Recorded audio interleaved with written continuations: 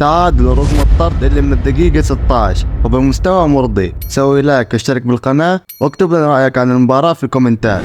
في الشوط الأول النصر مستحوذ وماسك اللعب كالعادة، لكن دفاع بيرسبوليس ثابت، منظمين ومتكتلين مرة، ما احنا قادرين نوصل منطقة الجزاء يا اخوان. بيرسبوليس امس مو نفس بيرسبوليس اللي لعبنا معاهم في مباراة الذهاب. بيرسبوليس على الدقيقة 11 لعبوا كورة مرة حلوة كذا، لعبوا 5 نقلات سريعة ووصلوا لمرمى نواف، بس نواف لحقها قبل المهاجم الحمد لله. وبعدها بدقيقتين جاء انفراد بيرسبوليس، لكن نواف كان لها بالمرصاد. المشكلة في نفس هجمة بيرسبوليس هذه علي لاجامي اخذ كرت احمر، والمشكلة الاكبر انه لسه بدري دوب الدقيقة 16 ما لحقنا نمسك كورة زي الناس الا وها ابلع كرت احمر. وللامانة الكرت الاحمر مستحق، يعني التدخل كان عنيف صراحة، تدخل مرة ما كان له داعي، اخذ كرت احمر مجاني. ما ادري ليش انا تذكرت مباراة الهلال في دوري ابطال اسيا عام 2021 لما علي لاجامي تدخل على موسى مريقة اظن واخذ كرت احمر برضو. يا اخي حتى والهلال مو قاعد يلعب تجيك تهديدات، تجيك تلميحات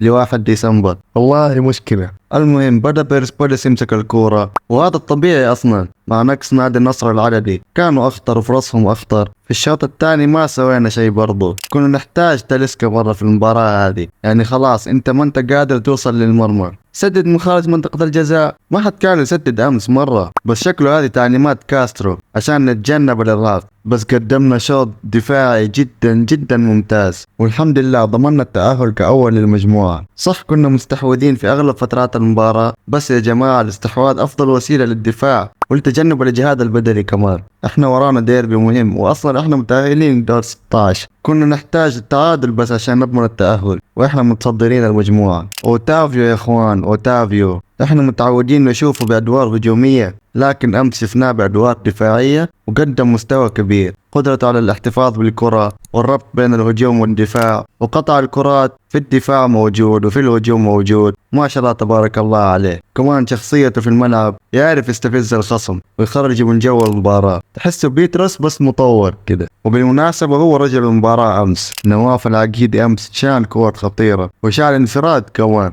ما شاء الله تبارك الله. وشفناه أخذ الكابتنية بعد ما خرج سلطان الغناو وتفاعل الجمهور معاه. ساديو ماني كل ما يلعب مباراة ما نشوفه كثير فيها، مختفي في أغلب فترات المباراة، ما أدري ليش والله. بس أحس أمس ما شفناه كثير لأنه في الشوط الثاني كنا ندافع، عشان كذا ما كنا نشوفه كثير. كان ودي لو كاسترو ريح كريستيانو أو تابع في هذه المباراة، لأنه خلاص إحنا ضامنين التأهل ومحتاجين نقطة بس عشان نضمن صدارة المجموعة. وكمان قدامنا ديربي مهم يوم الجمعة، لو لاعب الصليح ومران كان أفضل عشان نريح كريستيانو وتافيو. بس يعني ودي أتكلم عن بلنتي كريستيانو أمس في الدقيقة 3 تقريبا. كريستيانو على طريقة الكبار يعترف بأنه مو بلنتي، هو اللي طيح نفسه. ومن جد لما شفنا الإعادة لا بيرسبوليس ما سوى شيء، بس في فئة من الجمهور تقول ليش كريستيانو تكلم، كان سكت، ويمكن يحسبوا لنا بلنتي. يعني يا جماعة ترى في شيء اسمه فار، حتى لو كريستيانو ما قال شيء الحكم ما حيحسب بلنتي لأنه اللقطة واضحة. وبس والله مبروك التأهل يا عالميين.